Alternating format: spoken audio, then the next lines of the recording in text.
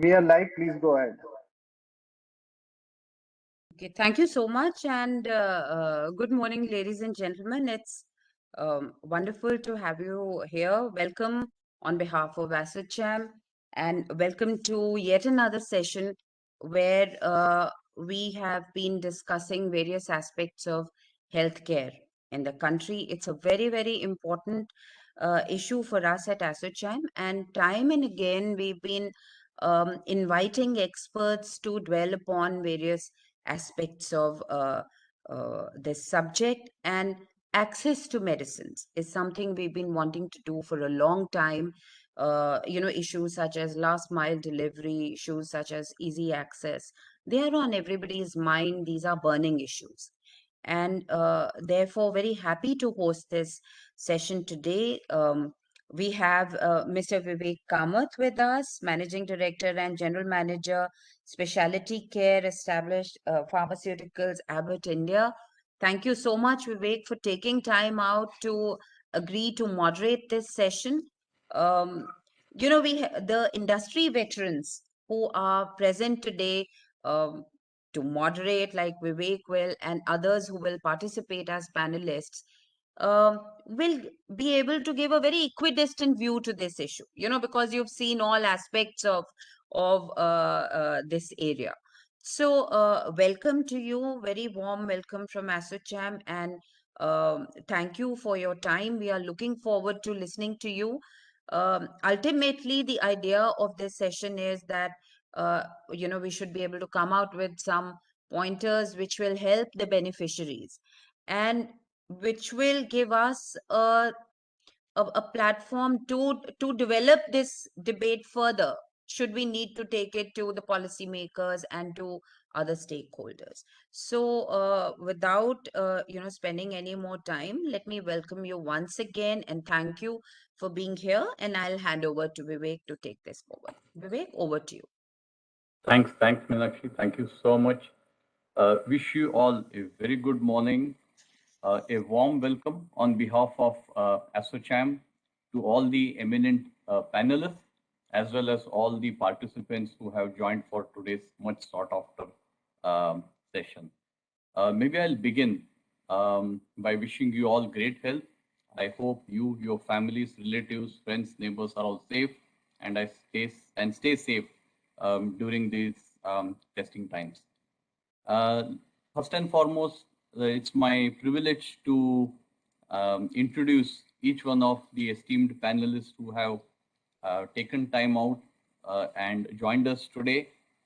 We have Dr. Arihant Jain, consultant physician, Southeastern Coalfields from Chhattisgarh, Raipur.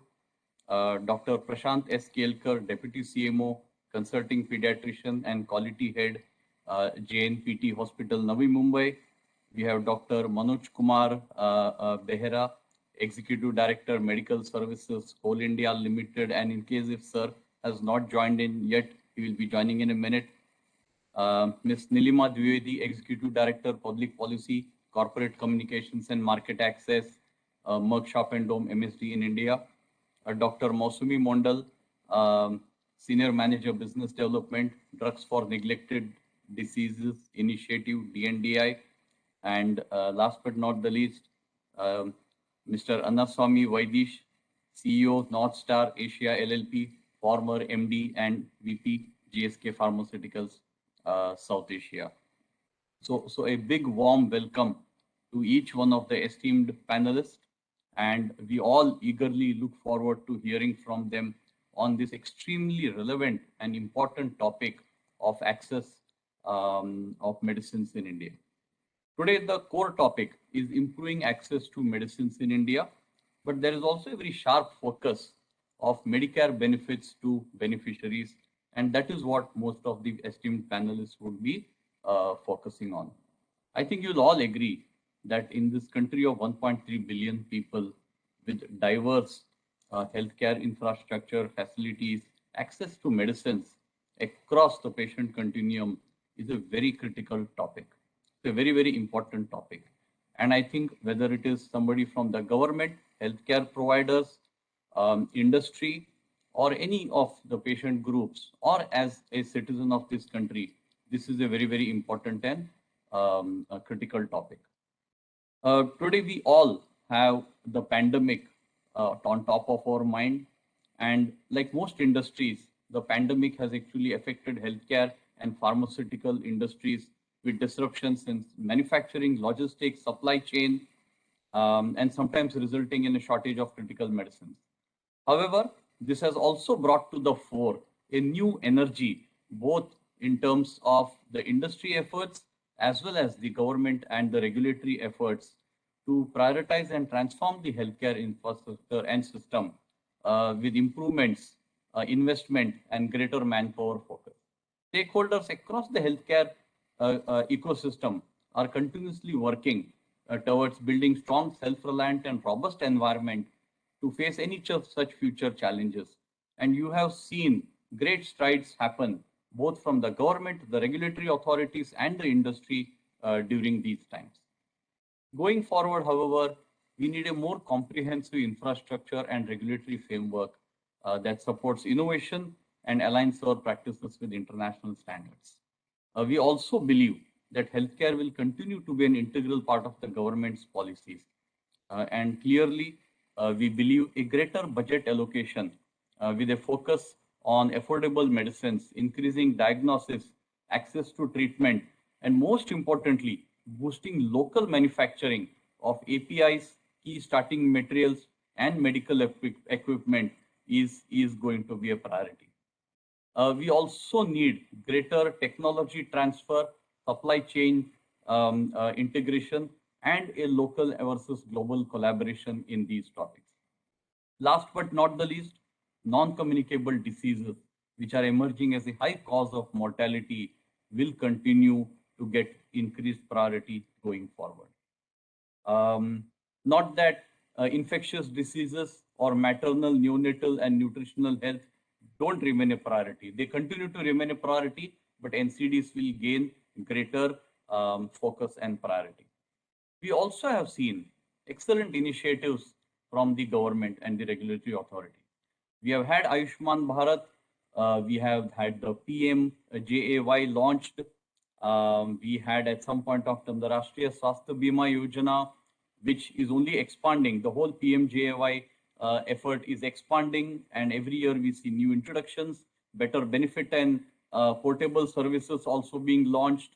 And we see great effort from the government under various schemes to bring healthcare to the priority and increase access. In light of all these developments of access to medicines as well as diagnostics and healthcare treatment, overall healthcare access, let us explore the challenges that we face and what can be done of equitable access to health benefits, policies, alternatives for dissemination, and finding solutions to strengthen the capacity, especially to an often used phrase, public-private partnership. I'll stop there, and I will request each one of the esteemed panelists. So maybe in the next 1 hour, we have each one of the esteemed panelists speaking on various topics. They have a certain set of topics so that they can each cover their area of expertise and share their wisdom, experience, and thoughts and the guidance on the way forward. And at the end of each panelist session, maybe we will have an opportunity to have a question answer session. Without much ado, Meenakshi, if it's okay with you, I'd like to move ahead. Can I go ahead with the panelists, Meenakshi? That's fine. Please, Vivek, we're looking forward to the session. Thanks. And as per the agenda, let me invite Dr. Arihant Jain, consultant physician, HCCL Chhattisgarh, for his thoughts. Thank you in advance, Dr. Jain, for your thoughts, and look forward to hearing from you. Thank you, Vivek, for a kind introduction. As I'm audible to everyone. I'm audible to everyone. Yes, you are. Yes, Yeah, you are audible, sir, but the voice is a bit breaking. That's all. disturbance is there, Dr. Jain. Probably if you could do something on that. Little bit I of think disturbance. all of us is there. will go on mute. That Hanji, sure. And disturbance. So as we all know that I am practicing medicine in a public sector hospital. A free of cost research is provided to all employees, their dependents. And I have also done something in a Bhopal where I did my graduation. So that is Dr. also Jan, here. I think there is some bandwidth issue. So that's So maybe you can just switch off your video, then maybe the voice would be clearer. okay.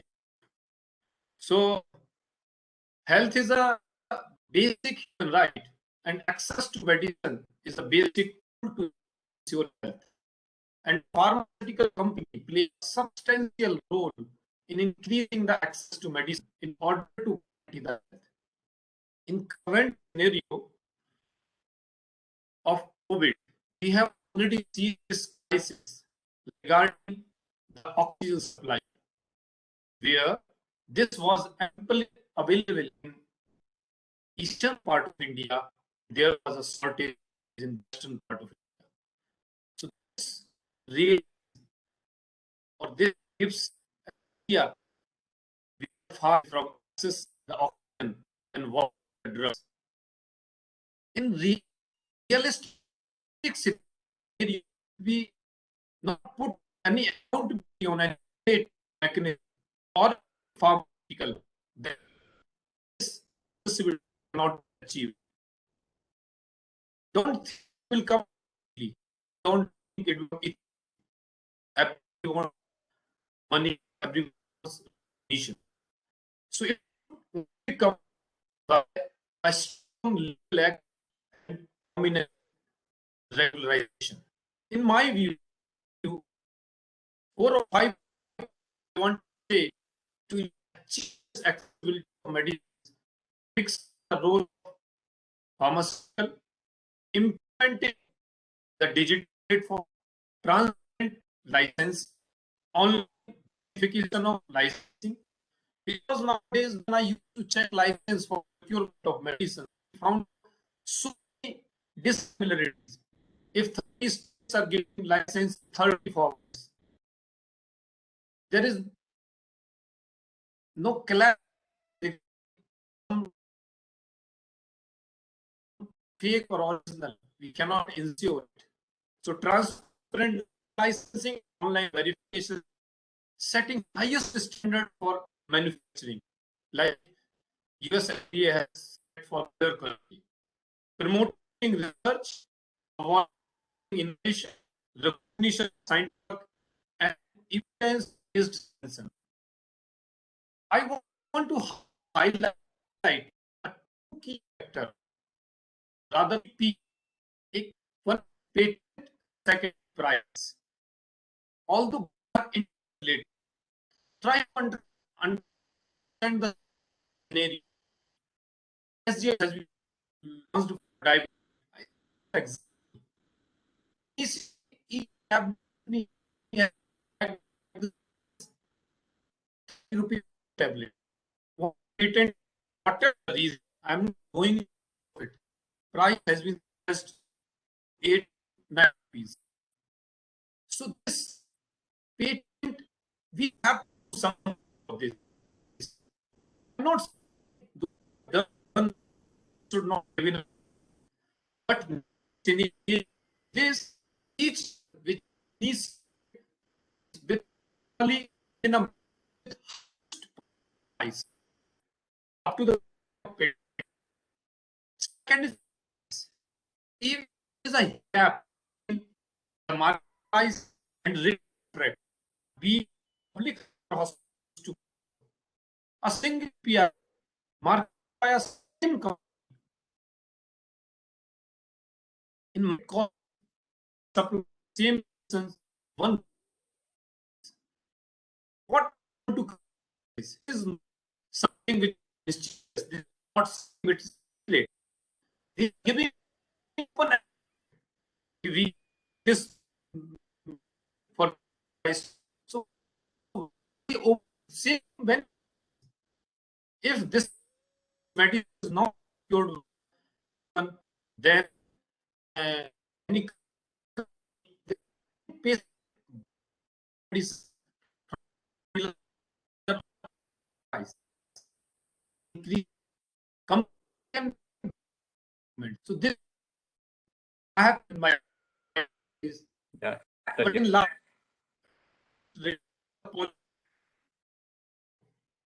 Yeah. Dr. Jain, am I yes, audible? yes, Yeah, Dr. Jain, so my sincere apologies. Very yes. sorry to interrupt you, but none of your sentences are coming completely, sir. Your voice is breaking in between. Dr. Dan, probably the network, maybe you've joined from some other network. You need to recheck the network again, sir. Not even a single sentence we've been able to understand. I think some other network you should be joining in from, which has a little more bandwidth, if not in video, at least in the audio quality, of course. So Dr. Jain? Yes, Yeah. I Sir, don't know, some network but issue, I think. initially it was very maybe. When we started, it was very clear. Over the progression of your this thing, it kind of deteriorated, and now it's completely inaudible. So will I will take a minute. I will list say things. Thank Right? you. Yeah. I think we can proceed with other Can we- speakers. In the meantime, I think Dr. Jain would Let's probably let's relog do in. that. So just with Meenakshi, if you folks can help Dr. Jain get his Yes. PT Yes, back. sir. I will go to the IT and I'll just figure it out in the meantime. Correct. Maybe we can request Dr. Prashant Kelkar, Kelkarji, yeah. panelist, Deputy CMO, Consulting Pediatrician and Quality Head, JNPT Hospital, Navi Mumbai. Dr. Kelkar, if you can share your thoughts and experiences. Yeah, can I check my mic first? Am I audible? It's brilliant, absolutely brilliant. Thanks. So thanks very much, Vivekji. And being a pediatrician and a quality professional, I think when this topic was told to me, I thought I'll just dig a little deeper and try to analyze what are the factors that actually impede the access to medicines in India, because that's the place where we should start off. And I think the first and foremost factor is the mistaken notions of branded and generic medicines in India. So globally, generic medicines are being seen as an answer to soaring healthcare costs. Unfortunately, in India, there is a lot of confusion, a lot of misinformation about generic medicines. And this confusion is spread across all the stakeholders, whether it's the public, the prescribers, the policymakers, the pharmaceutical trading agencies, everybody. If you look at the definition of a generic medicine, a generic drug is a drug product that is comparable to the brand or reference listed product in dosage form, in the strength, in the route of administration, the quality and performance characteristics, and intended use. So what it means is that generic medicines are actually off-patent medicines made by companies which are other than the originator company. And it may be marketed under a trade name, which we call the branded generics, or under the international non-proprietary name, the INN, which we loosely call the unbranded generics. So for example, paracetamol, the drug is marketed as Crocin, Calpol, Metacin, so many other brands. All of them we will refer to as branded generics, or simply as paracetamol as such, which is the unbranded generic. So the term generic used in this sense would represent virtually all the drugs in the Indian pharmaceutical market, since very few enjoy patent protection. So let's not go into the details of the patent acts and all. We all know the very famous cases which have come up, long drawn cases between multinational giants regarding patent protection. Let's keep that aside. But for the moment, we would use the word generic in that sense. And it actually, let me confess that it took me also some time to understand the difference between a generic and a branded, because we tend to use it in the wrong sense still a lot. And so as a result, branded drugs in India are actually all branded generics, which are often misunderstood by patients, they're misunderstood by media, everybody, as patented medicines, which actually they are not. And various agencies try to create an impression that branded generics are superior to unbranded generics. These unbranded generics are procured in the public health system. They are available to patients, often free of cost. And even medical professionals consider unbranded generics to be substandard medicines. That's a common notion, common understanding.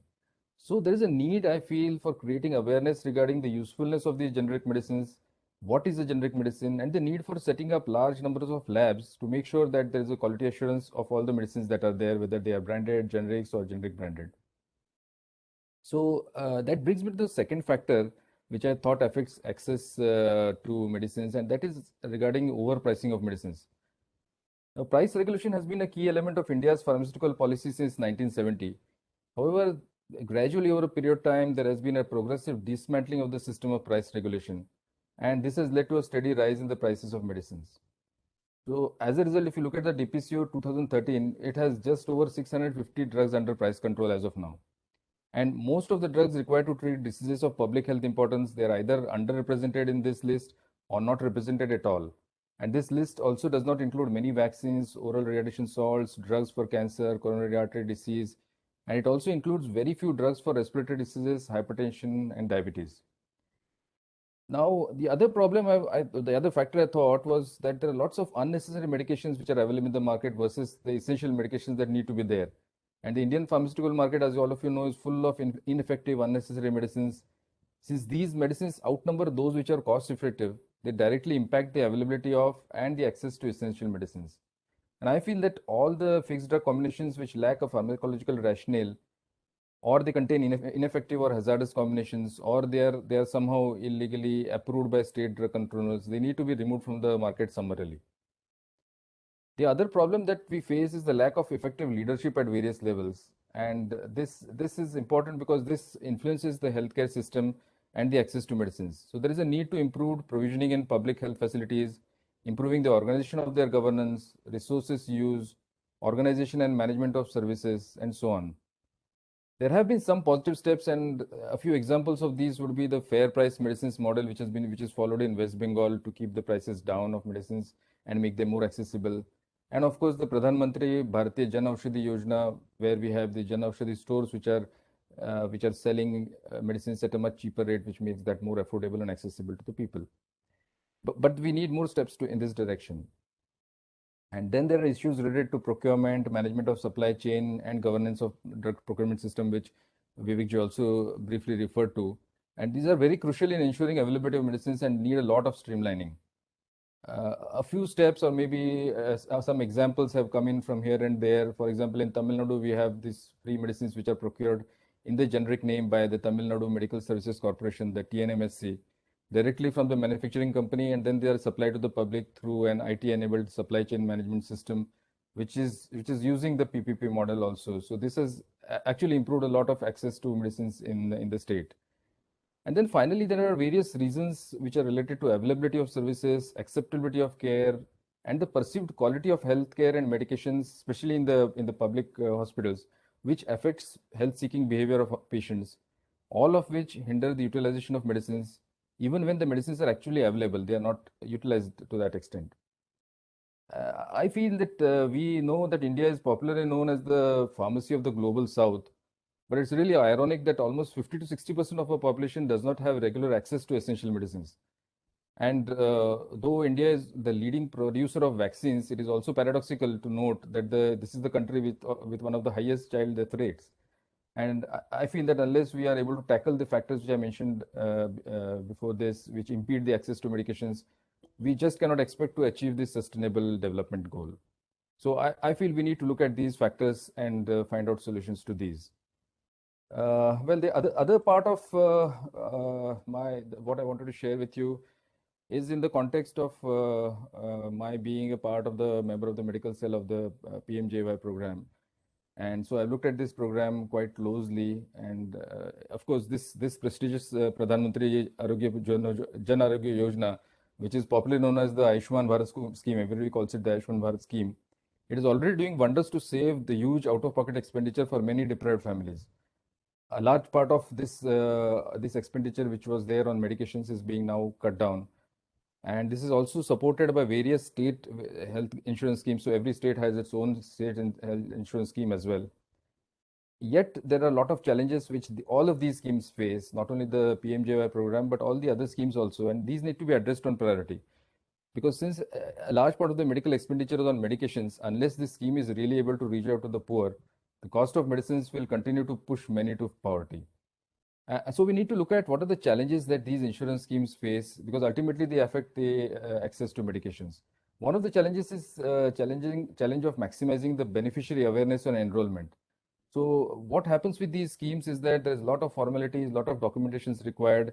There are delays in the issue of the policy. There are a number of terms and conditions which are mentioned in the policy, which is difficult for a layman to understand. And because of all this, the common man starts avoiding enrolling with these policies. The other problem is related to the policy formulation with respect to packages, and these package rates often of many of these schemes are inadequate. There is a duplication of packages within and across specialties both. There are procedures which overlap with the national health programs. There are also the absence of number of high-end procedures, investigation or drugs in many of these schemes. The Ayushman Bharat scheme or the PMJY program has tried to address this to some extent by releasing the HBP 2.0 package with the health benefit package 2.0, which all of you know, which has increased the number of packages, which has cut down the number of packages which are duplicate, but still we need to do more on this. And then another important factor is that the OP services are excluded from most of these schemes. So by design, most of the schemes actually look only at the inpatient care. And data clearly reveals that those requiring only outpatient care far outnumber those requiring hospitalization. So as a result, what happens is the majority of people, so one of the studies by NSS put the figure at 66%, rely on private facilities for outpatient care. And then they incur high out-of-pocket expenditure on consultation and ultimately medications as well. There are also issues with claims settlements, and the reasons are multifactorial. Maybe I'll not go into the details of those. There's also inadequate budgetary allocation, as well as lack of coordination between the center and states in the planning process. A lot of this requires a good coordination. Health being an intersectoral subject needs a lot of coordination between the center and the states. But this is also lacking to some extent. And then there are some issues related to beneficiary data. So we have, like, for example, the PMJY program works on the SCCC data. And many experts have pointed out various issues related to the SCCC data. Of course, it is being looked into by the policymakers of PMJY, but we still need more work on that. Other issues such as the geographical coverage issues, because while yes, it's good that with the portability feature of the scheme, especially the PMJY program, it is very useful for people who live away from home but who are closer to an empaneled hospital. But it's again hard to imagine a sick person being able to travel far away for treatment if there is no empaneled hospital which is available very nearby to where he stays. So I think we are also missing out the middle, because we are looking at, for example, the PMJY protects the poorest 40%. And those at the top, maybe they from the organized sector, the governments or corporates, they have their own access to insurance. But this still excludes the 500 million people or so of the middle segment or the middle class segment, which depend on the unorganized sector. And we need some sort of a universal health insurance to create some sort of a protection for this middle segment. There are issues related to viability of these schemes, because the rates set down for the various persons. I think this is one of the things which most of the organizations, most of the hospitals actually put across to us, that the rates which are set down are extremely low, and then eventually it will reduce the quality of services provided, or even make them ultimately unviable for hospitals, leading to many hospitals pulling out of the schemes. The other problem, which is I think quite specific to our country, is that any insurance scheme here has a lot of room for fraud. India has a very poor artificial intelligence system and very poor AI-based monitoring also, and this has encouraged fraud from families who forge papers of adoption or relationship with beneficiaries. And as such, if you look at it, you'll find lots of people who do not actually meet the eligibility criteria for the scheme, and they've got hold of false poverty certificates to get a card for themselves, or they claim false relationships to people who have these cards. I think being a quality professional, another thing which actually worries me also is the quality of services, and the accountability to private sector continues to be a challenge. Many private hospitals in India are simply ill-equipped to provide care, and ensuring the quality of the services under this program is a massive challenge, which specifically the PMJY program has tried to address it in a lot of ways, but it's still in the infancy, I would say. And I think the most formidable challenge to the implementation of these schemes is the unknown financial cost of the program. And there is actually no accurate actuarial database available to estimate the required premium to adequately cover the pooled risk, which is ultimately the cost of the program. So what would happen ultimately is the actual cost of the program And I would say we at the PMJ we are really looking at this in a very serious way, because this could leave a deep hole in the finances of the insurance company agency either or the central and state governments. So, summarizing, I think until and unless we address all these challenges that are faced in implementation of the government insurance schemes, these schemes will not be able to protect the poor from getting their pockets burnt by the cost of treatment, and this includes medicines. So ultimately, if we are not able to really implement these schemes in the right spirit, we are not going to be able to provide proper access to medicines. So I feel I would like to share these two views on this topic. So thank you very much, Vivek ji, for the opportunity. And I think we can go ahead. Thank you so much. Thank you so much, Dr. Kedkar, for so many thought-provoking points that you have made, and maybe we'll circle back to you in the later part of the discussion. Now, if I can request Dr. Manoj Kumar Behra, Executive Director, Medical Services, Coal India Limited, for sharing his thoughts and comments. Sir. Over to you, sir. Very good morning, everybody. Vivek, Dr. Kelkar, my other colleagues, nice meeting you in this brainstorming part where the topics are not only for others, it is also meant for us, meant for you, meant for others. So the question is, as Dr. Kelkar was telling, of course, I came late to this point. Thanks to the organizer inviting me as a faculty in this place. But being a performer, I'm not a good speaker anyway. Just like Dr. Kelkar was narrating everything in a just everything in a fluid manner, and so also you have comprehended everything, Mr. Vivek also. So, but what to my mind is coming that way, that since the topic is approach to the difficulties in availing the medical benefits at present scenario. It is a topic. Probably, since I do perceive it in a different way, that it is a multi-pronged difficulty. It is a accessible to medicine is not that easy in one go, in one chance or one way. So I'll pinpoint to one of the factor, that is since the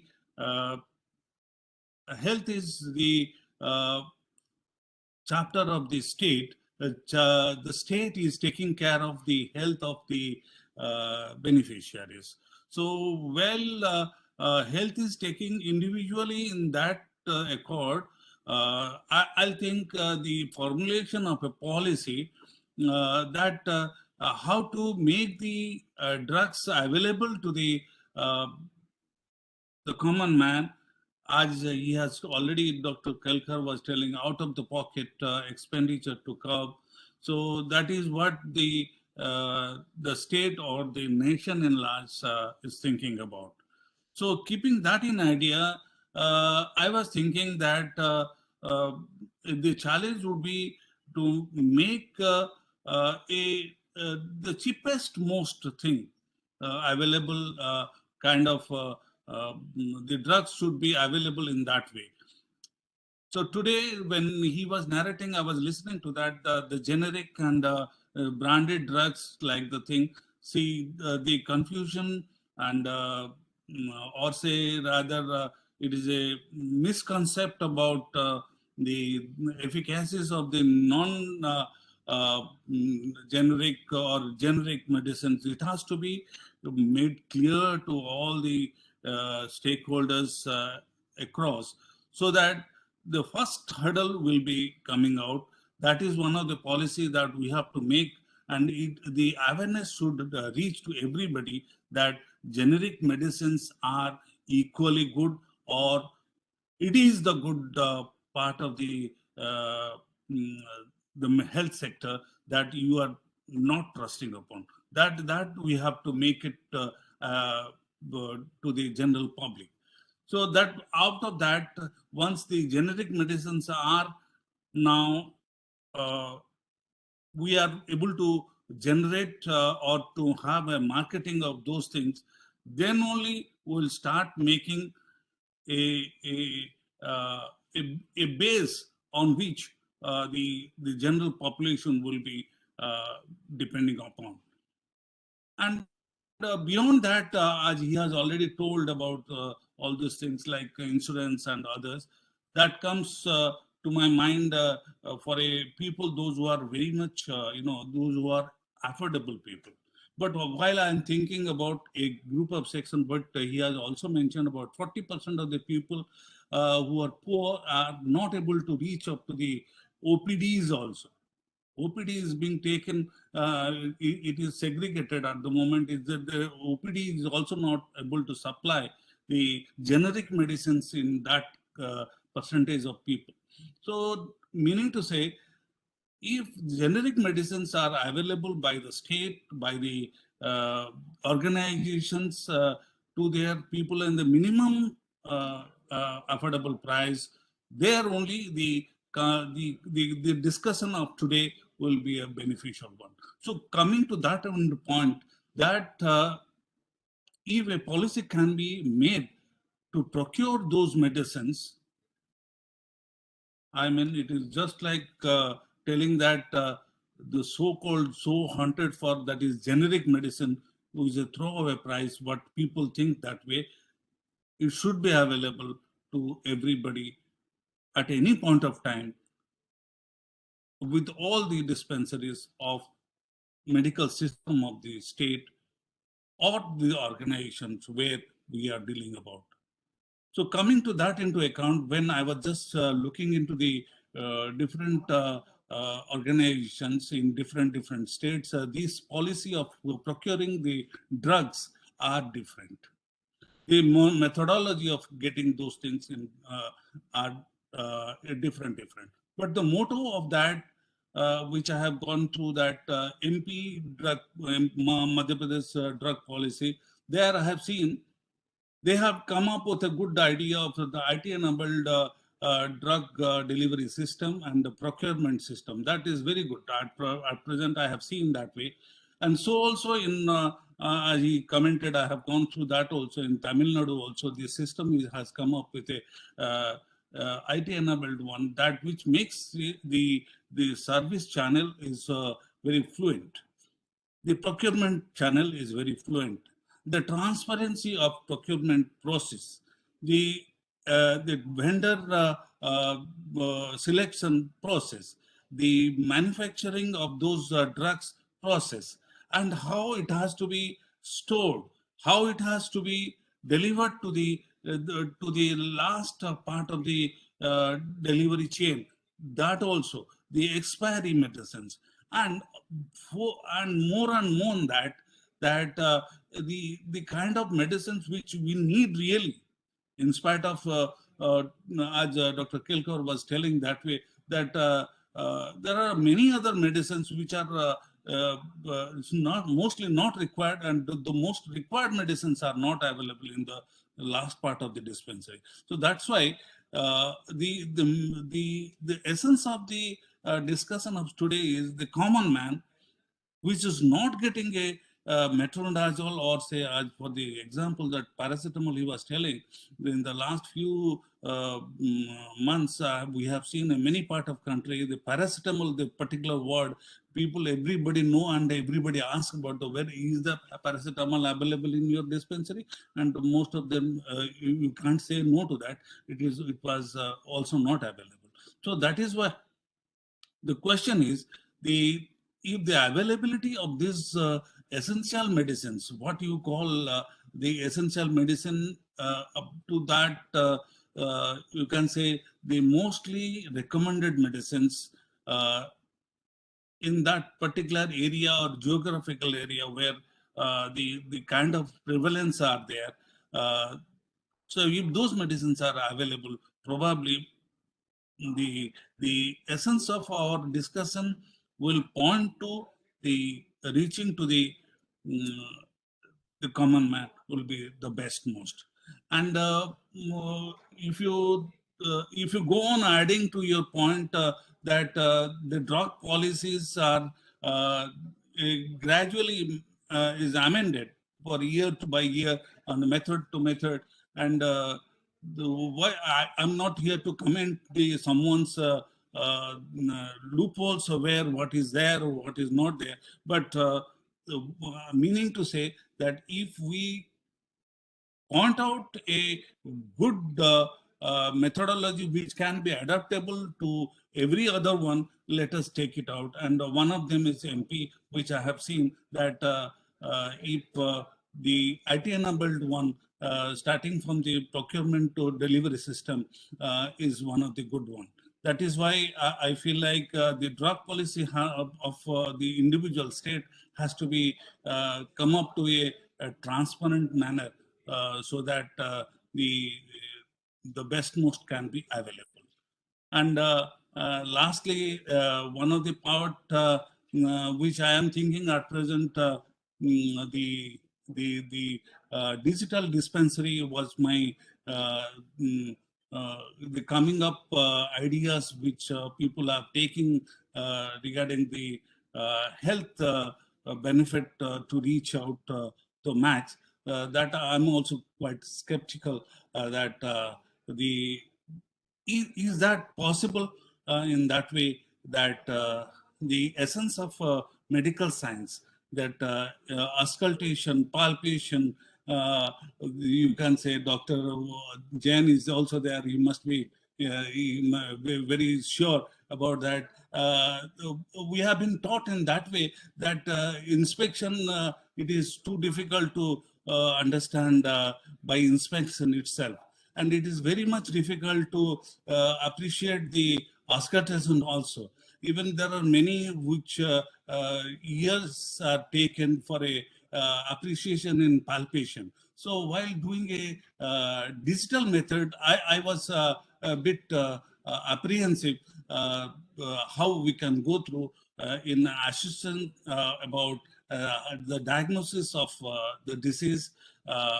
And moreover, when the government is thinking about the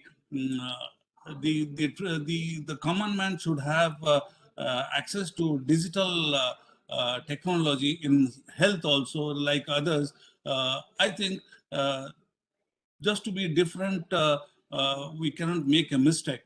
So taking a chance digitalization in a very critical way to a very sensitive way of diagnosing case through digital method, maybe I have to be very cautious about in this point of time.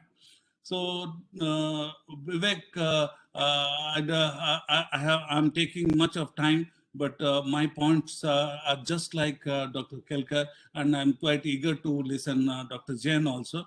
Let us go ahead with this. Thank you very much. Sure. Thank you so much, Dr. Behera, especially your points on and great experience on procurement, IT enablement, and most importantly, the very critical topic of digital and how to run with digital going forward across the gamut of healthcare. Thank you. Thank you so much. Look forward to hearing more. And if I can invite Dr. Jain once again to share his thoughts. Thank you so much. Thank you, Vivek. Now everyone can hear me. Yes, sir, absolutely loud and clear.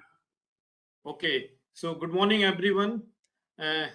With this experience, I'm working in a public sector hospital for the last 10 years. And I did my training also in a public sector hospital in Bhopal for 3 years. So we are working in a hospital where everything, right from medicine to diagnosis to whole healthcare package, is given free of cost to each and every employee and their dependents. But what problems we are facing? We public sector hospitals are giving medical facility to almost 50 lakh plus families. As we all know that health is a basic right, and access to medicine is a basic tool to ensure the health. And in COVID scenario, we have already seen that there was a huge crisis of oxygen that we also can take as a drug, where it was available in India, but people were not accessible to this. It was available in eastern part, but there was crisis in western parts. So in realistic scenario, until unless we will not fix the accountability, then we cannot achieve this accessibility, because this accessibility doesn't come by automatically or by implementing some machines or ethically. If we think like this, so we will do it or implement it. We need some strong legal. And what I think, what again we can do that, my few points regarding achieving this accessibility is fixing the responsibility, implementing the digital platform, few are implementing already, and transparent licensing and online verification. There is a huge credibility. I know it. It's a good. I used to send my parents a paracetamol which is available in our Call India hospital. But sometimes patients, since they are getting it free of cost, they think like that, sir, this is whether this work or not, generic medicines work or not. So this credibility issue of medicines can be achieved by transparent licensing and online verification of each and company, their content, their quality, setting highest standard for manufacturing, promoting research, awarding innovations, recognition of scientific work, and selection of drug based on evidence.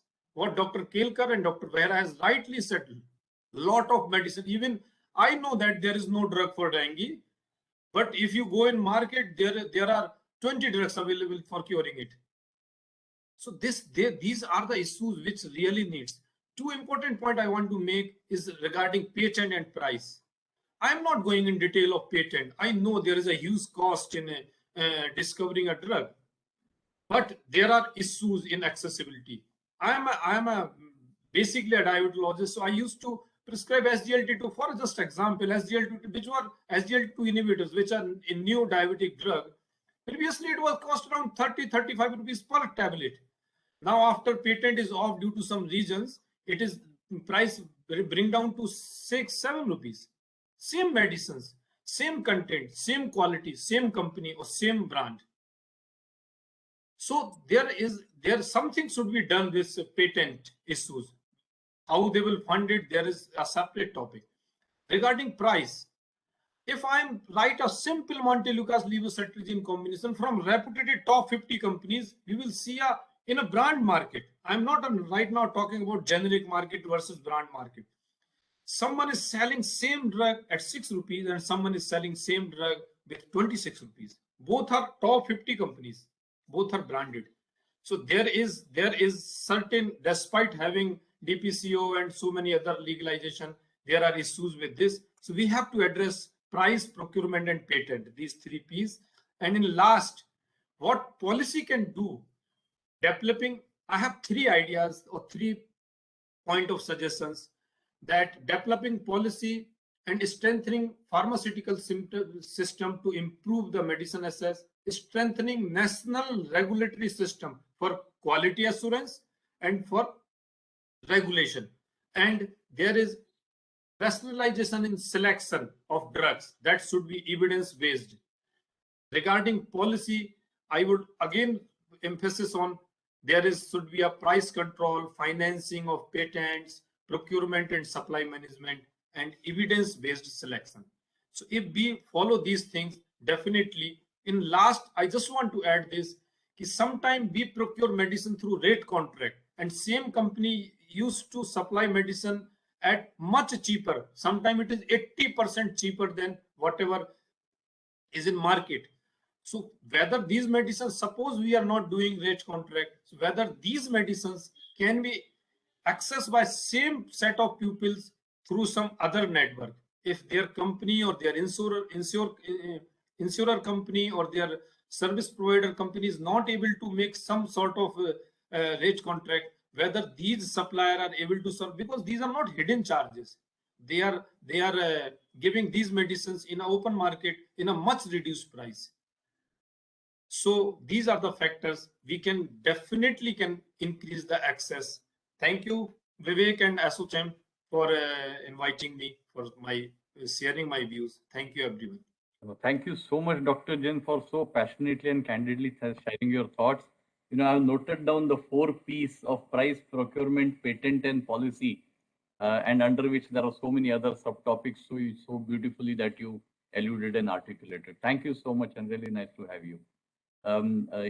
If I can now request Ms. Nilima Dwivedi. Firstly, thank you, Nilima, for your patience for waiting. Nilima is the Executive Director, Public Policy, Corporate Communications, and Market Access, MSD in India, and an old colleague. Over to you, Nilima.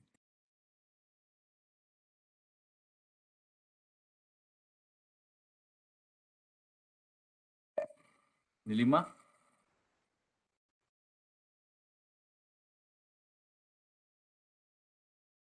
Thank you, Vivek. Sorry, I was on mute and just No, carry on. yeah, mute that. And thank you, everyone. Thanks, ASSOCHAM, for this opportunity to sharing my viewpoint and on this important topic. And when we talk about access to medicine, of course, and I would like to really limit my talk around the topic which that how access to medicine will be access to medicine can be enhanced by the health insurance or by the healthcare coverages.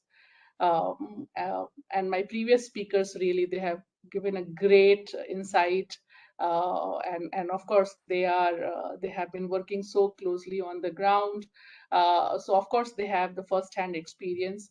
But I just wanted to share the other side of the table, and especially the health insurance landscape in India, right? And how we and all of us should leverage, and what are the key barriers which we as a nation or we as healthcare professionals try to overcome that. So as we all know that expansion of healthcare insurance or assurance coverage is very, very important towards achieving universal health coverage in India. And if you and we all also know, and it has been also discussed earlier, that the government expenditure on healthcare is so low, right? Even till date, and that also like gives constraint to the healthcare delivery system, all the healthcare services in the public sector. And because of that, what happens that the most of the people who can really afford or who are just on the threshold, they just try to divert and seek health, in fact, healthcare in healthcare treatment in the private sector. And our previous speakers have already alluded that, of course, that is on a higher side, that is comparatively costlier in the private sector. And this leads to high out-of-pocket expenditure to these people. So keeping these things in mind, we need to really see that what are the key barriers, why there is so less in insurance coverages, and even if we have insurance coverages, what are the key loopholes, why still it is not so efficient, why people are shifting, still having Ayushman Bharat coverages to the private sector. So keeping those things in mind, and I would just like to refer the recent report coming from Niti Aayog on health insurance landscape in India, where it is mentioned that at least 30% of population, which is almost a 40 crore individuals, are devoid of any financial protection for health. This is really alarming, and because when we, in one hand, we are really going gaga, and we all take pride as Indian, especially Ayushman Bharat Pradhan Mantri Jan Arogya Yojana, PM JY, which was launched in 2018. But we all know that this is basically serving to the bottom of pyramid, right? And that is again very, very important cohort. So most of course, the beneficiaries are the BPL, the poor population, which again accounts to 50% of the total population. So suppose if the 70 crore out of 1.4 billion, in fact, population, are covered under Ayushman Bharat PMJY program, and also along with that the state-led insurance program. What about the other cohort, which is the lower middle class or middle class, right? Because they are not being, they are not having these coverages for them.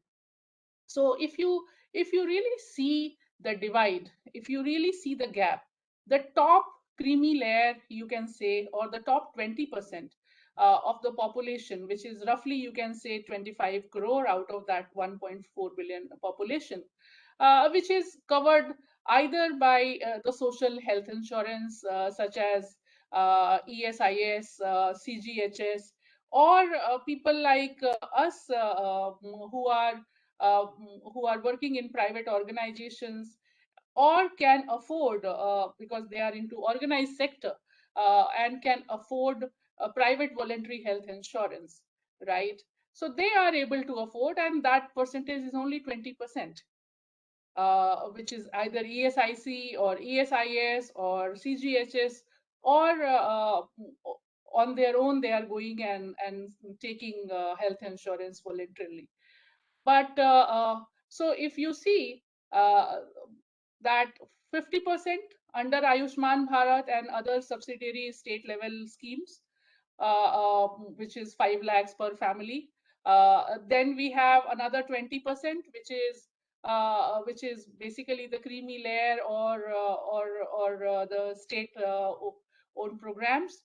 But what about the in between population, which is lower middle class, the 30% of that population, which is really devoid of the health insurance? So relatively rich and organized sectors are covered, right? Then CGHS and all are there. In addition to that, I also wanted to highlight few of the big, big barriers which I see in expansion of health coverage in, and that is one of them, of course, is the absence of low-cost health insurance product, right? And there, of course, government needs to intervene.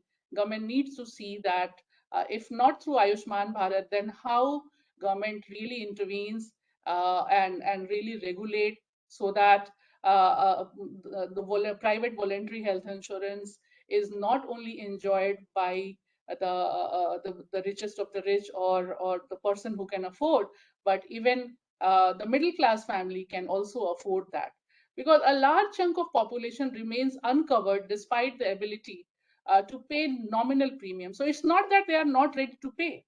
They are ready to pay that premium, but of course it has to be affordable. And then, of course, there are other barriers like comprehensive product design of this segment, improving upon, and we all know Arogya Sanjeevani plan, which is existing, right? So how we have a policy standardization through IRDAI, so that there is a standard policy which at a low cost, something like existing Arogya Sanjeevani, which really expands health insurance coverage and access to high quality medicines to this cohort. The third point, of course, offering outpatient cover. That is another very, very important piece, that yes, for hospitalized and for under hospitalization, we have coverage. But what about the patient who are coming to OPD, and outpatient coverage is also required.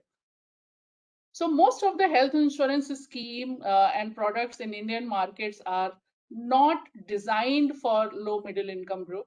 The private voluntary health insurance is designed for high income groups, and it costs at least 2 to 3 times of the affordable level for the lower middle income group. That I wanted to conclude. And in addition to that, also wanted to talk that why India has the lowest non-life insurance penetration among the key emerging market. So we need to really find out the root cause of that. And however, I think there has been some progress, especially now if you look at disease specific insurance. Now, if you look at during COVID times, In fact, now government has come up with standardized where they have covered during COVID with COVID Rakshak and COVID Kavach. So such products are really needed in disease-specific areas for critical illness, for cancer care. So such dedicated funds should be created. That's point number one, to provide financial assistance and affordable and make it more affordable for the patient. And point number two, that such product even under insurance should be made available, which is very, very disease specific for critical care, critical illness and cancer care. There are a few more challenges which is really hindering the uptake of insurance. Even like people who can afford are not able to avail that. And the first key barrier or key challenge what we see as industry is the low awareness and difficulty in understanding the complex products like health insurance. So of course, it needs to be simplified. It really limits the uptake. So consumer awareness, consumer education on health insurance is really one of the very, very important piece if we really want to increase the uptake of the coverage and hence universal health coverage down the line. And second, of course, the identification and outreach to those consumers, to those customers, right? And everything cannot be just managed with a stick. So here, basically, we need to have a targeted approach to this uncovered segment, and this will require a different outreach strategy, which distinctly focus on this cohort or this sub-segments. Third, of course, affordability, and we have discussed it earlier. Even my other panel members have also discussed about it. So, of course, for lower middle population, again, we all know it's a very, very price sensitive. So how can we reduce price? How can we bring products which are low in cost? And through these initiatives, we can really expand access to healthcare, access to medicine through the health insurance interventions. So this was one. Second, I just wanted to, before I end, call out few of the key trend in the insurance market. So innovation is one where standalone health insurers are utilizing the regulatory sandbox to develop innovative policies. A purpose of regulatory sandbox is to carve out safe and conducive environment to experiment and innovative approach, and where there is with least consequence of failure and all. Second trend is technology, utilization of technology or tech enablement. Again, here utilization of tech to ensure that innovative policies and operational excellence is there by collaborating with various startups, leveraging startup ecosystem and uses of advanced technology. And the third one, of course, I mentioned earlier also, the policy standardization. So IRDAI is ensuring standard coverage for privately insured. So a standard individual health insurance product, something like Arogya Sanjeevani should and or the COVID one, which I just mentioned earlier, Corona Kavach or Corona Rakshak, something like that in disease specific should be standardized by the regulators. And of course, I mentioned about the disease specific cover. In addition to that, of course, government has liberalized our regulations, and now so many foreign players are also coming in this space. So that also gives us huge opportunity once if they really come up with innovative and low cost product to expand the access to medicine with help of health insurance and healthcare coverages. And with this, I end my note. Thank you. Thank you so much. Thank you so much, Nidima. for presenting the industry perspective and so comprehensively articulating all your points. With that, I actually want to go to the next panelist, Dr. Mausumi Mondal, Senior Manager Business Development, Drugs for Neglected Diseases Initiatives, DNDi. But before I go there, I also want to share, as always, while preparing for this particular session, I was doing a little bit of a background work, and I was amazed and really impressed going to the website of DNDi. I had a grip of most of the other panel member backgrounds, but when I went to DNDi, and I'll just read out a few things. Sorry, Mausumi, for doing this, but it really touched me, so I thought I'll put it on the table. When you open the website, the first thing it says is best science for the most neglected. Now, that's one of the most powerful statements I've ever heard for a long period of time. We develop life-saving medicines for people with neglected diseases around the world, which is so hard-hitting. And last but not the least, DNDi as a not-for-profit research organization developing new treatments for neglected patients, and very clear vision to save lives and improve the health of people living with neglected diseases by using an alternative model to develop drugs for these diseases and by ensuring equitable access to treatment. A very, very, very powerful vision. And I also believe they have developed multiple therapies saving millions of lives. Sorry, Mausumi, it wasn't for me to get into this, but I just went to the website, was really touched. I thought I'll put it on the table. Over to you, Mausumi. Thank you, Mr. Kamath, and to the organizer. Good afternoon, everybody. Thanks, Mr. Kamath. You have kind of already briefed to the colleagues. I was going to share very quickly about DNDi and GARDP, the organizations I'm representing, before addressing how we are addressing the access issues.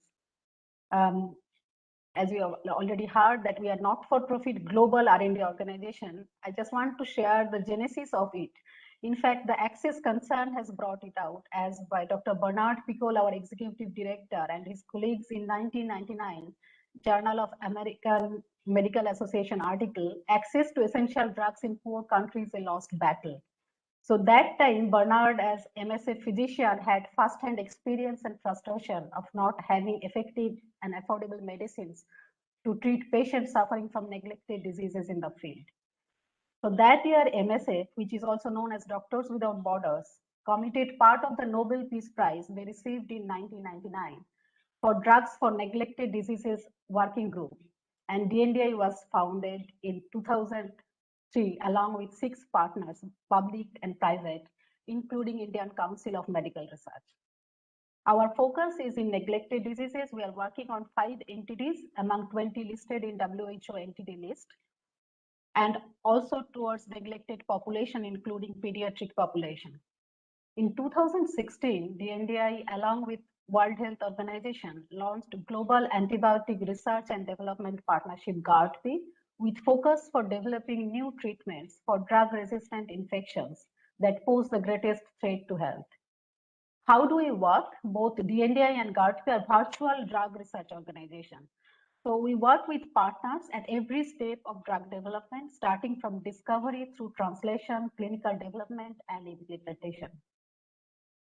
Our partners are across academia, biotech, small, big pharma, NGOs, treatment providers, government, Ministry of Health, patients group, and other relevant stakeholders. DNDi has developed 9 new treatments, including 2 new chemical entities for 6 deadly diseases over the last 15+ years. Now, from our experience supporting the registration and introduction of 9 new treatments so far, we have learned that the transition from approval of new treatment to widespread patient access is one of the most challenging aspects of our mission. A wide range of potential obstacles can block patients' access to the treatments they need, and some of them we have highlighted as that new medicines we develop may not be registered and approved for use in countries where they are needed. Treatment guidelines may not be updated to include new medicines. Medicines may be unaffordable to patients and health systems. Manufacturing may be insufficient, and supply chains or service delivery systems may be weak. Diagnosis and treatment may be unavailable where patients seek care, or clinicians may not be trained in their use. Now, our access strategy relies on partnership with all relevant stakeholders. so that we can bring these drugs to the neglected patients and communities and achieve maximum public health impact. So we have a strong pipeline of drugs, and there are few new treatments at the late stage of development. So we are laying the groundwork for treatment access in 3 main areas of intervention: securing affordable and sustainable production and supply, facilitating introduction and uptake of new treatments, and ultimately the improving market dynamics. In securing affordable and sustainable production and supply, so as an R&D organization, when we develop our target product profile TPP, having access and affordable price is the key of that TPP development. Next, when we define the TPP and then work with manufacturers. So we try to use and tap the best practice in manufacturing to optimize the cost of goods of drug candidates. I think my previous panelists have already highlighted the need of price, the low cost of the product that should be affordable. So I think working with partners and tapping the technology in manufacturing so that we have the optimization of cost of goods. That is one of the criteria for our R&D development. And then when we are identifying the partner, negotiating the agreement with the manufacturers for sustainable production of drugs at the lowest sustainable price. So that is another thing, and we continue monitoring that so that the drugs we are developing through partnership ultimately reach to the patients at the affordable price. And of course, it's a global organization. We have offices around 9 geography. In India, we are working from Delhi office. And we also support technology transfer for the sustainability perspective so that local manufacturer can bring the low-cost medicine to that particular geography. In terms of facilitating introduction and uptake of new treatments, we conduct phase 3B, phase 4 studies wherever needed so that we can show the demonstration of the project in terms of assess acceptability and feasibility. We support updates to treatment guidelines and policies. So we are working with national government at different geography, and we also provide technical support to ministries of health, including training and mentoring, toolkit development, and patient awareness and data management. Engaging public leaders, because the areas where we are working, that's very unique. It's neglected tropical diseases. So we have to engage public leaders and civil society to encourage the patient advocacy, and they should be aware that the safe and efficacious drugs are available for them in the market. In terms of improving market dynamics, we are developing investment cases as tools to unlock long-term funding. DNDi and GARDP, we are supported by external funding. So having a good investment case also helps for our sustainability of this drug development pipeline. Now, supporting intervention to reduce procurement and supply chain bottlenecks, we have already heard from panelists. So developing a better understanding of national needs to facilitate cost-saving procurement mechanism, that is also our focus.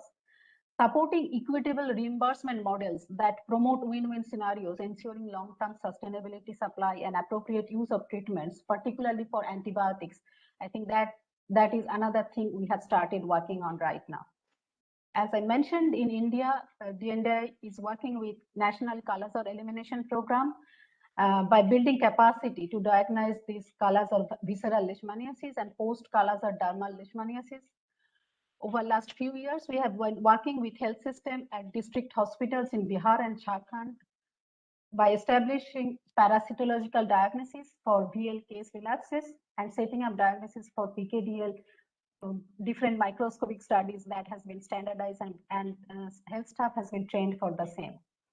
We have also developed, in the process of developing Center of Excellency within the Kala-Azar endemic states for VL and PKDL case management, in partnership with, of course, National Vector-Borne Disease Control Program and partners like RMRI in Bihar. We have been talking about new therapeutics, but access challenges are already there for the existing therapeutics. And I think my previous colleagues have also highlighted there are multiple generic versions available in the country, but quality is a major concern. And sometimes for certain medicines, the generic, quality generic is another concern. So, I mean, I can give you an example like miltefosine. Quality miltefosine access, I mean, having a quality miltefosine in the country and also in other geography, that's a big challenge. And we are working with Indian manufacturer to bring out their drug. And liposomal amphotericin B, I think that is another example, and we have heard about it during the last mucormycosis crisis in the country. I want to also highlight that GARDP, whose focus is more on antibiotic development. So GARDP, in partnership with WHO, UNICEF, and Clinton Health Access Initiative, and along with interested countries, are exploring to bring out a new program for access called Secure, which will be addressing the challenges we have highlighted, and we are hearing from all our colleagues earlier that regulated is another important challenge. So how do we harmonize the regional approaches to drug development?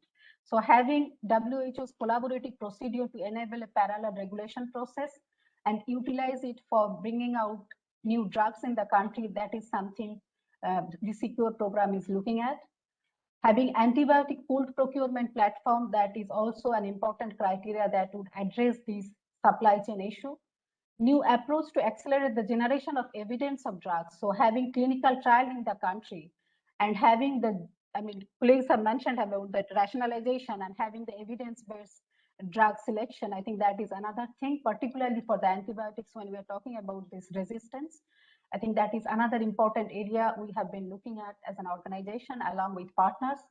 And of course, working with industry for responsible marketing and stewardships of these new antibiotics that will be in the that are in the pipeline and should be available to the patients who are needed.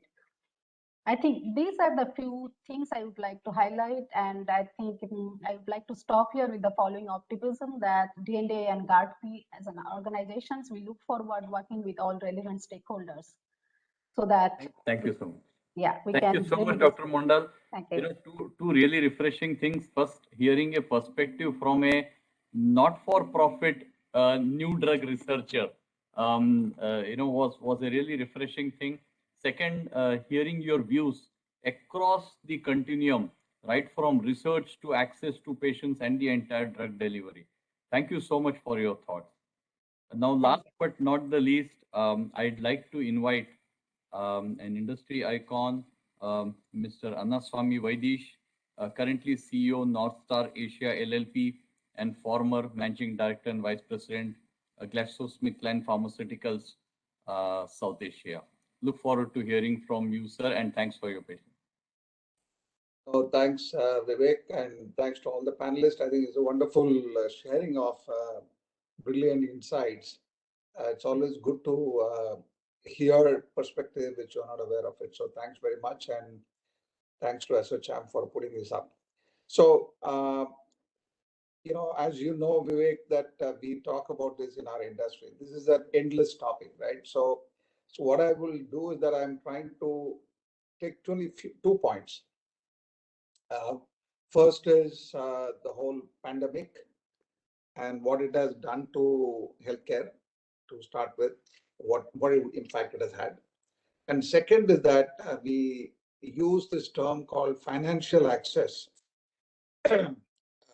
confuse the financial access with price of drugs. So I'll give some examples, and I've been sitting on the panel of IRDA representing the industry for quite many years on the health insurance. So I'll give some insights, and then there will be some key point probably I may recommend. So I'll take about 8 to 10 minutes to hopefully I should be able to consolidate that. So first and foremost, sometimes we as Indians, we tend to beat up ourselves too much. We are critical about ourselves. But I just want to bring some perspective. In 1947, when India gained independence, our average longevity was 45. People were dying at the age of 45. And today, the average longevity of the Indian is 69. And we expected to climb up to 75 in the next 10 years' time. So we are talking about access to medicine and access to healthcare. If it is not there, we won't be living so long, right? And we are moving at a good pace as a country. So first and foremost, we need to congratulate our country, and we as an industry, as a public and private, has done a phenomenal job of where we are today, whether it's IMR, MMR, cardiovascular disease, whether infections, So first and foremost, we need to congratulate ourselves before we start saying what we should be doing. Second is that COVID is a phenomenal global event, but the way in which India responded to this event is again a case in point for testing our healthcare system. As you know, good healthcare outcome is a function of how well you have designed your healthcare system. In a developed world, healthcare system is integrated, whether it's a payer, provider, patients, policy makers, playmakers like pharma company, device company, diagnostic companies, NGOs, all of them. How do they partner in serving the patient who is at the center? Now, in most of the developed countries, these are all integrated. Each of the players in the ecosystem knows exactly what is they are going to get out of serving the patient, and what is their accountability. So there are reimbursement mechanism set up at the center, and there is a policy maker who will define what is the healthcare burden of the country. There's a lot of data that's collected. Unfortunately, in India, like many other emerging markets, we struggle with, as we are evolving, we have a hybrid system where we followed a British system at some point of time with at the public hospital, but at some point of time, the private healthcare took charge way back in 1980s with Apollo Hospital coming into private. And then private hospitals started flourishing and they started making a difference. The only difference here is the data is not part of the integrated model of the overall countries. So when we keep talking about an access, we have an access to healthcare and medicines operating at a different level in different parts of our country. If you go to southern part of the country, access is, frankly, in my opinion, is far, far better than other part, western part of the country. But there are some parts of the country, whether it's the eastern part or the middle part of the country, we have the issue of access. So when we talk about access to healthcare in India, we are not talking about India, right? So we are talking about there are some areas where there are deficit in healthcare delivery and access. So what I think we need to be looking at is that the COVID as an example, because as you know, India's healthcare is a state subject.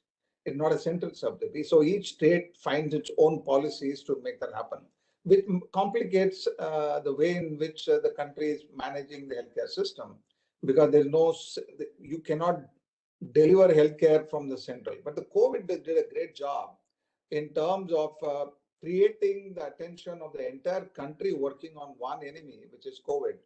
And that brought in integration of the system where payers, providers, and the technology system, pharma company, everybody started. I remember attending Prime Minister, Honorable Prime Minister Modi's call before the lockdown was announced. He called all the industry leaders, about 10 of us, we attended his call 1 week before the lockdown, where he was talking about preparedness of raw material. And, since we were the biggest manufacturer of paracetamol, he wanted to know what is the inventory, blah, blah, blah, right?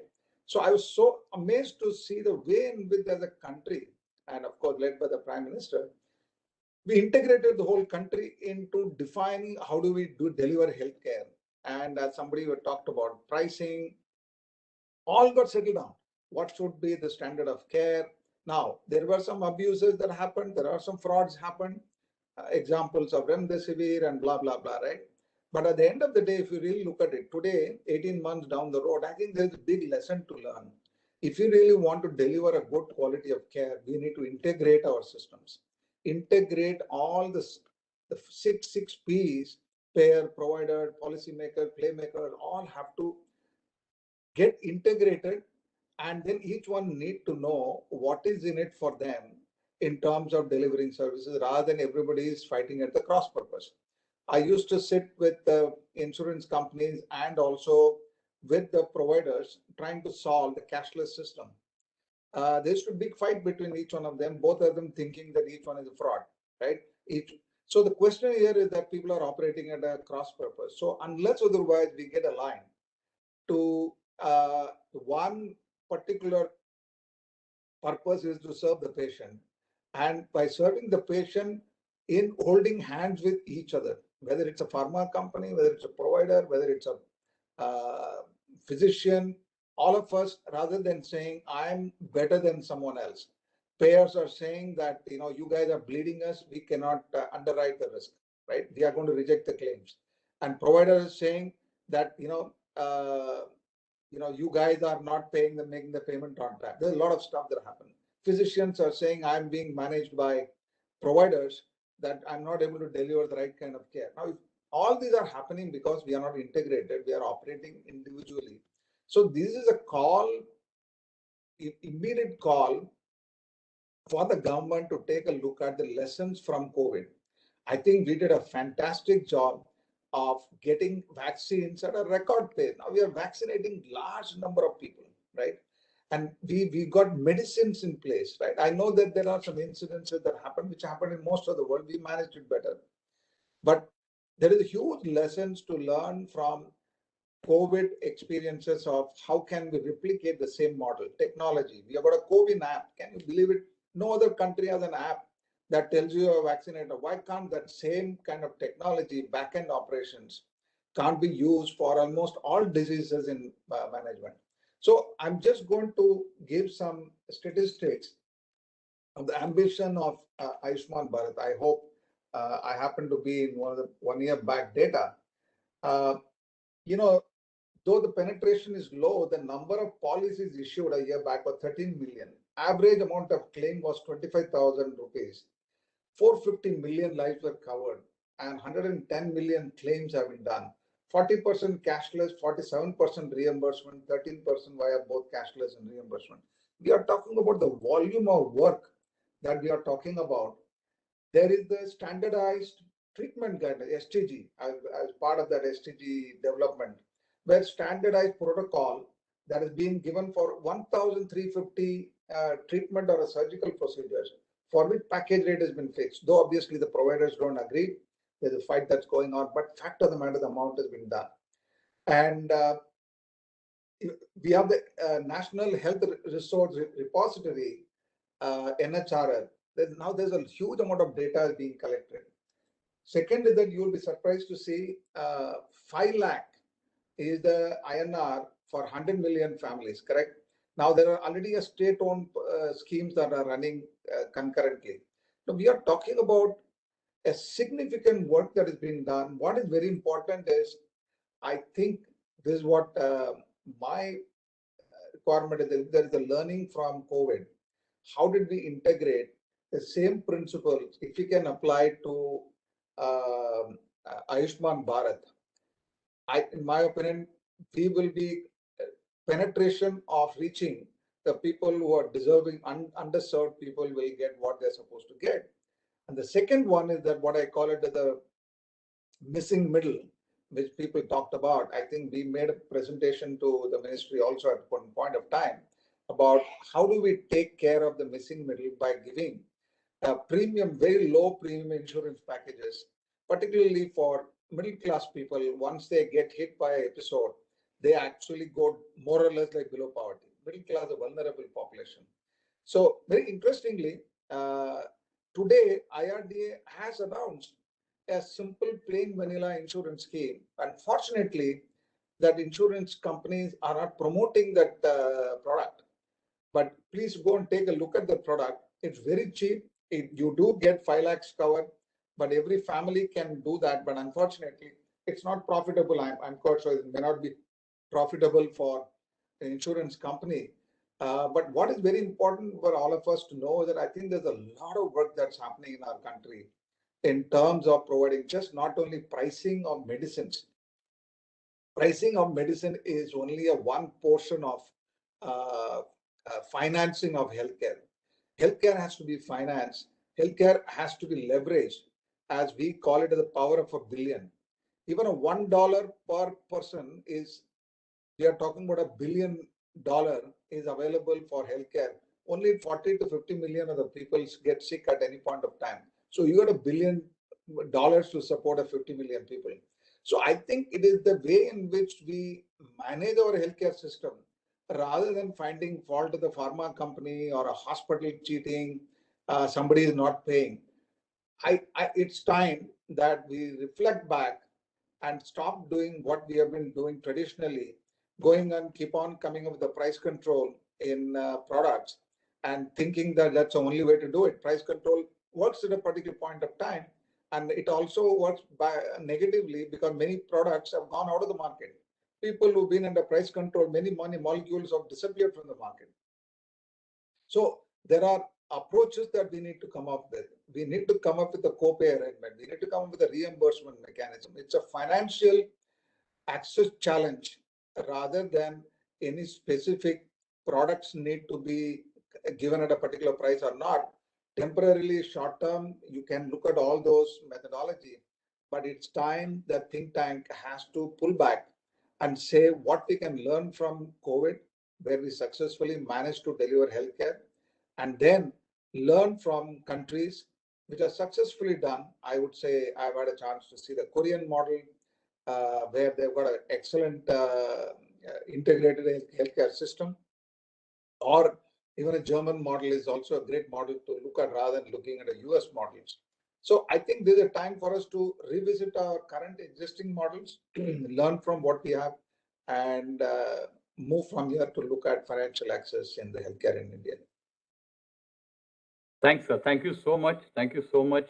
Especially the sense of positivity and optimism, differentiating between healthcare financing and pricing, and most importantly, a completely end-to-end integrated healthcare system. I know we are at the top of the hour, so what I'll do is I'll skip the question answer session, and I'll take a back seat. And definitely I'll not have the last word, but I'll definitely ensure each participant, each panelist gets maybe the last sentence in.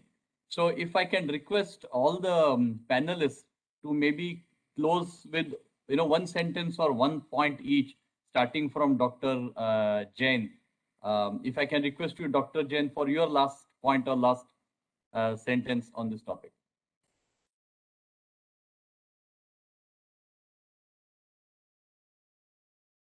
Thank you, everyone. Each one was brilliant. I think what Mosmi has said and why people like these drugs as NGO organization has erupted, because these giant pharmaceuticals should also focus on research, particularly drugs which are antibiotics. In last so many years, we have seen so many drugs in diabetes and non-communicable disease because they gives them a good client base, good profit, by longer duration of uses of medicines. So big industry, even Vivek, you are working with a big industry, and Sir is also working with GSK. Big industry should focus on research, especially on a disease which are rare, which are common, which are not non-profiting. That can increase. That is from doctor point of view. That is my message to you, everyone. Thank you. Thank you so much, Dr. Jain. Thank you so much, Dr. Jain. Dr. Kelkar, if I can request you for your one point. I think I've heard everybody, and I feel all of us stakeholders, we should work together in ensuring that we, India, get the distinction of not only being called the pharmacy of the Global South, but also being known as the pharmacy of the Global South, which provides accessible medicines to all the needy population. So I think we should strive together for that. Thank you so much, Dr. Kelkar. Dr. Behera, if I can have your last point. So nice hearing everybody, Dr. Kelkar, Dr. Jain, Mr. Kav, Vivek, and Videsh also, Madam. Everybody has given their input in such a way that is very enriched topic. And I'm looking forward again, the organizers should organize another set of the points to discuss again with if I'll be fortunate to be a part of that also. Lastly, I could say that I have already told that I'll be focusing on the policy, how the last man in the queue who is standing at the dispensary should get whatever the medicines being prescribed. That should be the motto, and irrespective of anything which is higher up, once one of the eminent person told that I should not take the name of him, but it has impressed me this way, that there are so many laws and so many clauses are there. It is all important is how to interpret, not to create another law or another policy or anything. But if you can implement in toto with all its spirit in black and white, probably the existing policies and existing system and infrastructure will be enable us to reach our goal. Thank you. Thank you, Dr. Behera. Nilima? Thank you, Vivek. So my last word is that how to really reduce out-of-pocket expenditure, and for that, government must think about one, of course, through insurance way, where of course there should be policy and standardization for individual health insurance products, something like Arogya Sanjeevani, for all the insurance to offer access to high-value treatment, and in addition to that, government should also think creating a dedicated fund at state level or at central level, especially in critical illness and for patient like for cancer treatment and all, because that would really then push and really save those family, those patients who every year almost more than 7% of the middle class cohort is pushed back pushed back below poverty level, right, because of out of pocket expenditure. So how to really reduce that rate and how to really protect by these interventions. Thank you. Thanks, Nilima. Dr. Mosimi Mondal? Yeah, from my side, I think partnership across all sectors, more investment in R&D, especially for diseases which are not so commercially attractive, while maintaining the international quality standard. Thank you so much. Vaidesh, if I can request you. Yeah, sure. Only one point that I would say that I have a great optimism about our country, where we are heading. We have got the largest youth population in the next 10 to 15 years as compared to any other country. So to that extent, we are going to have a digital transformation with the youth coming in. So much is happening in the area of AIs and in machine learnings and all the stuff which I had a chance to look at some of the technology. I think we are going to get the huge benefit of transformation that you already saw that in COVID time, how the technology is enabled. We are going to see that happening. So I'm very hopeful the next 10 to 15 years, if we have to have a meeting like this, we'll be in a far better place talking about much more positive things. Thank you. Thanks. Amen. Yeah. So my sincere, heartfelt thanks to each one of the esteemed panelists. My apologies to the participants that I couldn't effectively manage a question answer session, but I'm sure in that space and time, we benefited immensely from the thoughts and experience of the panelists. Once again, heartfelt thanks to each one of the panelists for sharing your thoughts so candidly and transparently. I'm sure we all will benefit on the way forward. A big thanks to all the participants for joining, and most importantly, a big thanks to ASSOCHAM. God bless you all with great health always. Thank you once again. And sorry for running on time. Bye.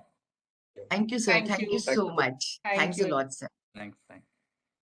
Thank you, sir.